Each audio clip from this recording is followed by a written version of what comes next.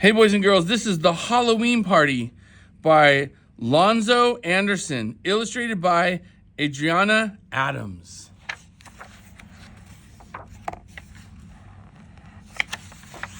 The Halloween Party by Lonzo Anderson.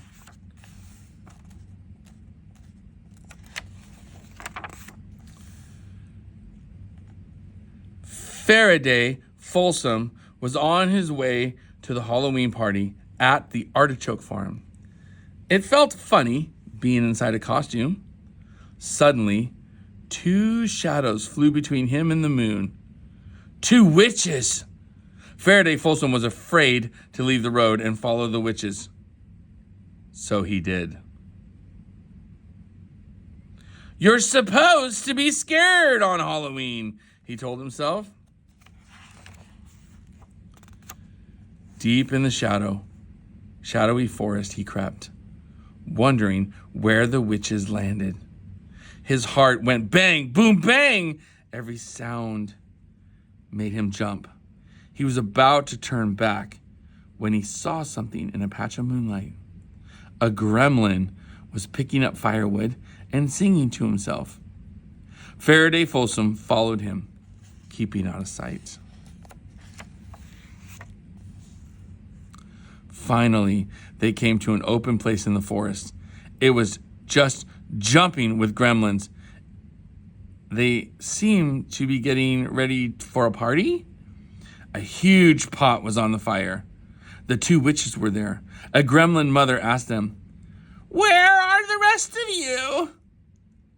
"Hunting bats for the stew," the first witch said. "Here they come now," someone shouted. One of the flying witches carried a cage full of bats. She was very wobbly on her broomstick because of it. And before she could land safely, she toppled over. She screamed and dropped the cage, and it burst wide open. "Oh, stupid me!" the clumsy witch wailed as the bats flew away. "Now there's no delicious flavoring for the stew."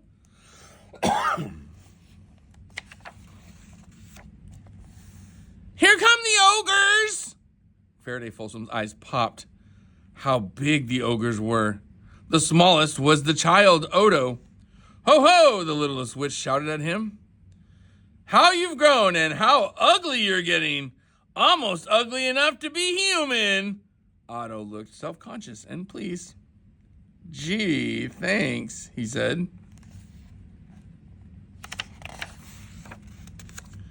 The junior gremlins were playing tag, crack the whip, blind man's buff.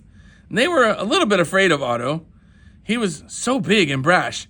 He was fun because he was scary. Faraday Folsom's nose tickled. He sneezed. A gremlin mother heard and came looking. Faraday Folsom left as if his heart had stopped, but she didn't see him. The gremlin children were dancing around Otto. "You're it! You're it! Hide and seek!" Otto put his head against a tree and chanted very fast. 10, 10, double 10, 45, 15. Here I come. "Ready or not?" "No fair!" the gremlin children screamed. "Count by ones or fives. Give us time to hide." Otto giggled. "Okay." 5, 10, 15. The little gremlin scurried for cover while he counted. 90, 95, 100. Otto boomed. "Here I come. Ready or not?" He went searching. He growled and acted scary. He found some little gremlins, but everybody beat him back to the base. And he was it again. "Aw," he said, "I never have any fun." "Yes, you do. Yes, you do. Count, count." Once more, he hit his face and counted by fives. The little gremlins scattered and hid, tittering and teasing. "Here I come, ready or not," Otto shouted and ran straight for the tree where Faraday Folsom was hiding. He peered over the fork in the tree. He looked straight at Faraday Folsom and screamed, "A ghost!" And he ran away so fast he fell down 3 times. Otto's huge father hauled Faraday Folsom out, pulling off his costume. "It's human!" he roared. "Just what you need for the stew!" The gremlin mother frowned. It isn't nice to cook and eat a guest," she said. Still, the ogres held him over the pot. I've got a better idea, Fairy Folsom yelled. Thinking fast, he started to chant, Haggity, paggity, clopsy, clot, let's have a bat stew in this pot. Absolutely marvelous, more than enough for all of us. The ogres were fascinated and stood Faraday Folsom on his feet. Nothing happened in the pot, and Faraday Folsom was terrified. He shouted desperately, Walla-dairy, wow!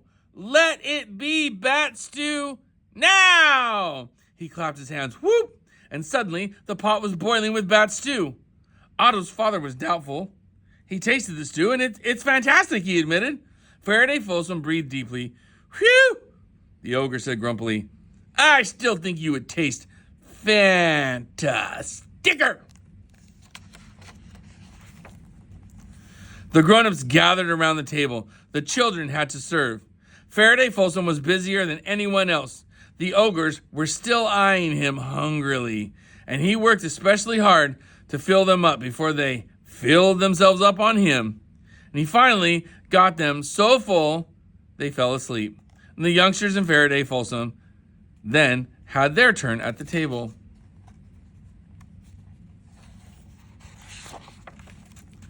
When the little ones went back to play, the mother who had defended Faraday Folsom took him by the hand and showed him her family's cave. It's cozy, Faraday Folsom said. I wish I could live in a cave like this. Well, the gremlin mother said, I hope you will come to see us again. I'd like to, Faraday Folsom said. Good. It's a pleasant surprise to get to know you. I've always heard that humans were fierce and cruel. I want my children to grow up without fear. I'm glad they've met you. On a table lay an Arab scarab made of gold. The gremlin mother gave it to Faraday Folsom. To remember us by, she said. Oh, thank you, he said. It's beautiful. He put it carefully in his right-hand pants pocket, patted it proudly, then went back to the party. Faraday Folsom put on his costume again. What about our ghost? A witch was asking. Suppose his people should come looking for him. Oh, mercy, the biggest witch said. We can't have that. I must fly him home right now. But, Faraday Folsom said to the artichoke farm, if you don't mind, that's where I'm supposed to be. Off we go, she said. She jumped on her broomstick, and Faraday Folsom straddled it behind her. He was eager to get away from there before the ogres woke up. Every one of the gremlin children screamed, Me too! Oh no, the biggest witch said.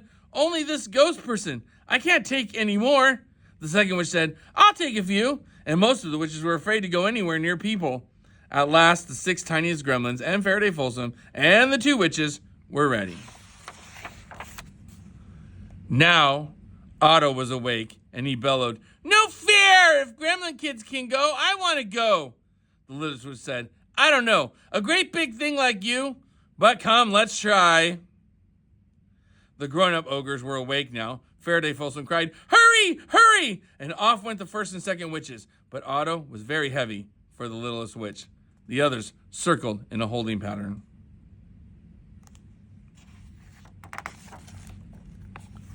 The littlest witch grunted and grunted, trying to make herself lighter. Finally, she managed to get her broom to skim along the trees tops.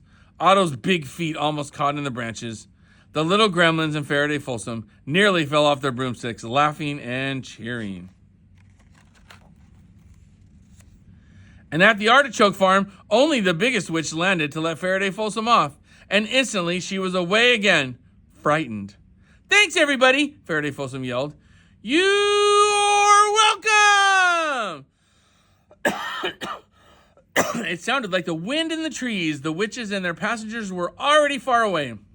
Faraday Folsom was feeling very proud. Boo! He said, and he thought everybody jumped a bit. Or was it only because he was a ghost? He had a wonderful time at the party. And on his way to bed that night, Faraday Folsom thought of the Arab scarab. At least he would have that to remember his Halloween party by and show people. And he reached into his right-hand pockets for it, and it wasn't there. It wasn't anywhere. His heart sank. Then he said, oh, well, it was fun anyhow, and he scratched his head. It did happen, he said positively. The Halloween party. I hope you loved it.